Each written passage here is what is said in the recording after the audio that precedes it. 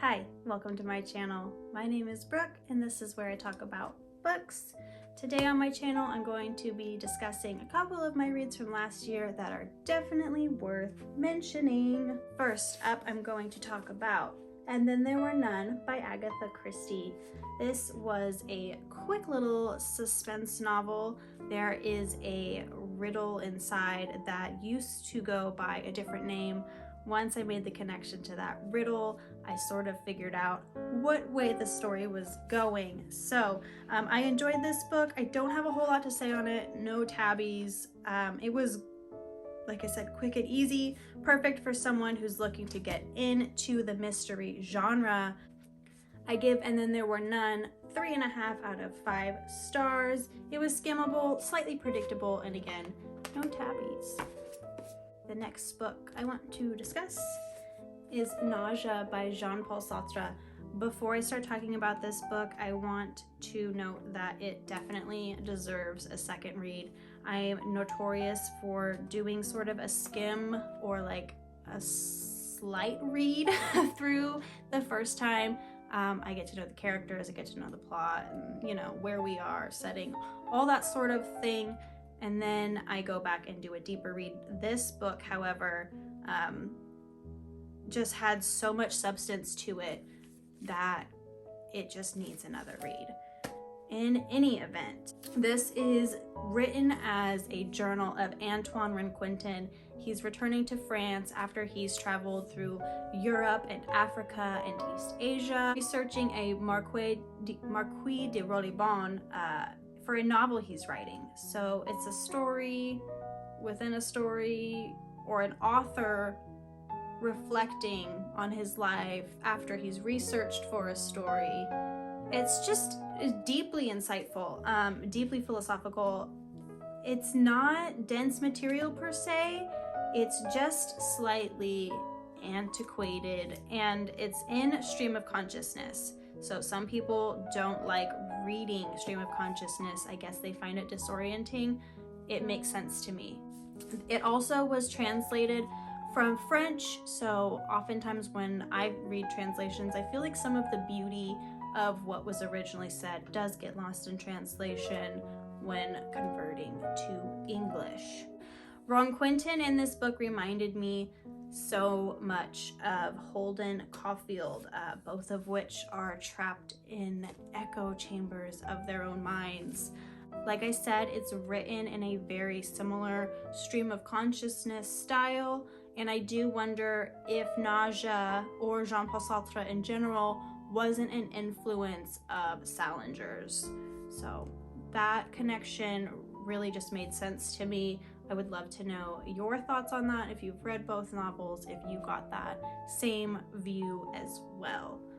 I also loved A Catcher in the Rye when I read it in high school.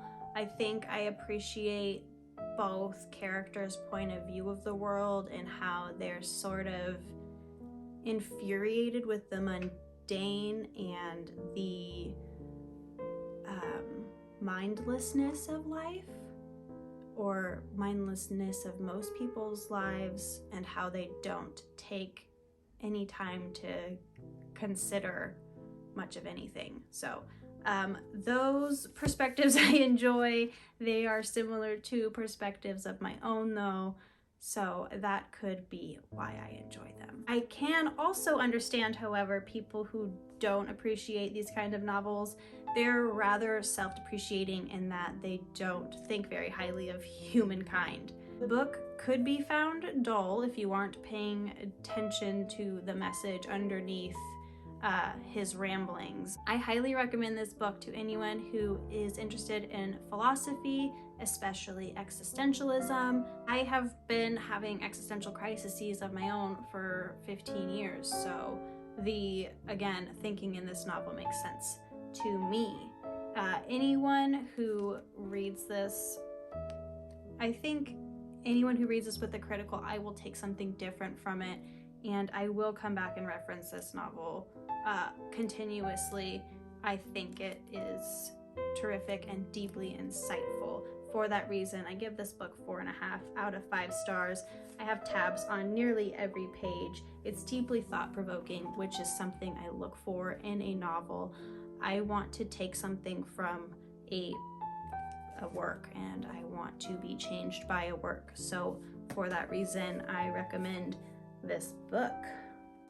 Next is Misery by Stephen King. This was my first thriller mystery novel by Stephen King that I read in completion. I picked up Carrie back in October and then set it down and sort of forgot about it until now. I did read his memoir on writing twice, but they're completely different novels. They have a completely different style and tone. So it took me some time to get used to his voice and find my rhythm. I do believe, though, that that was part of his plan due to the state of our main character when we were first introduced to him.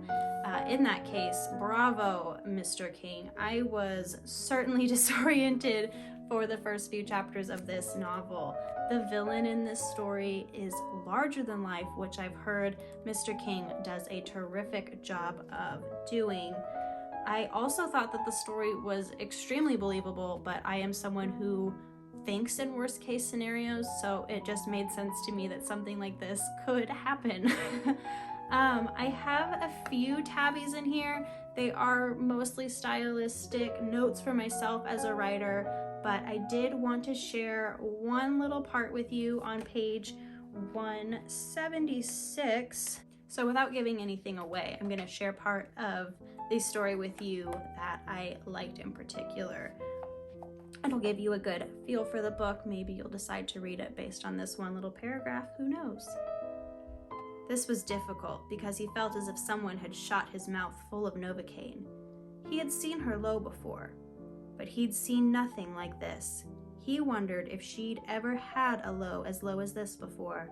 This was how depressives got before shooting all the members of their families, themselves last. It was the psychotic despair of the woman who dresses her children in their best, takes them out for ice cream, walks them down to the nearest bridge, lifts one into the crook of each arm, and jumps over the side. Depressives kill themselves. Psychotics, rocked in the poison cradles of their own egos, want to do everyone a handy favor and take them along. Without further ado, I give Misery by Stephen King 4.5 out of 5 stars. Really enjoyed this book as an introduction into his writing, and I'm looking forward to reading some of his other novels in the future. The next book I want to talk about isn't a fiction piece, but it is definitely worth mentioning on my channel. This book is The Physics of God by Joseph Selbie. This book was recommended to me by my philosophy teacher last year as a recommended reading to support my ideas for my term paper. And I was so deeply moved by the information in this novel that I just wanted to share it here, even though it isn't a work of fiction.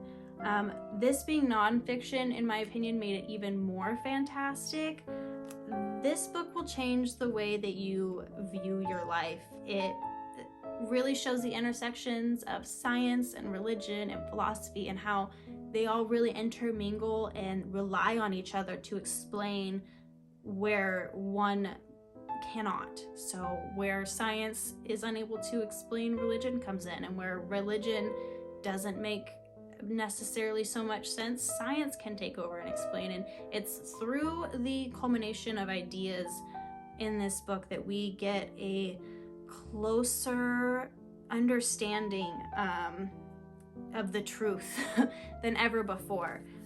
It's surprisingly easy to read, especially if you're dedicated to dissecting the information. I surely was. I loved this book. In the back, in the appendix, Selbie chose to put a guide on meditation, and I thought that that was an excellent way to end this book. I give this book 5 out of 5 stars. I think everyone should read it, but those of you who are particularly interested in religion and science and philosophy and those things, I would say this should be next on your list. This is a terrific book, 5 out of 5 stars in the non-fic category. Before I set this book aside for now, I want to share one quick section from it just to give you a brief example of the kind of book this is. So on page 39, he writes, "One example of the remarkable similarity between the findings of science and the findings of religion is that both reveal that matter is not what it seems. Many religious traditions hold that matter is an illusion. Especially is this true in Hinduism, Buddhism, Jainism, and Sikhism, which embrace the concept of Maya, the veil of illusion cast over sensory perception. Yet the findings of science concur that matter is nothing like what our senses reveal. In fact, most of reality is hidden from our senses." That is just one quick paragraph. This book is terrific. If anyone is interested in me doing a more in-depth talk on this book, I am interested in doing that. Let me know down below and I will do that if anyone is interested. Last, but certainly not least, is A Perfect Crime by Peter Abrams. This was the first thriller I ever read. I read this last year before Halloween, probably the beginning of October. And so I read it before Misery, and I read it before And Then There Were None. I loved this book and I devoured it in less than 24 hours. It follows an upper class couple in the Northeast and follows their marital strife. This book felt incredibly realistic to me and it took me on an exciting ride, which is exactly what I'm looking for in a thriller. I did not annotate, but if you're looking for a good psychological thriller, I definitely recommend this book. I didn't have too much to compare it to other than the other books I mentioned in this video, And Then There Were None and Misery, and of those three books, I like this one the best, so I'm giving this book 5 out of 5 stars. That is going to conclude my video for the day. Thank you so much for hanging out and talking books with me. I will post links to the other places you can find me in the description box down below. We'll see you next Sunday for more of Books with Brooke. Until next time, bye!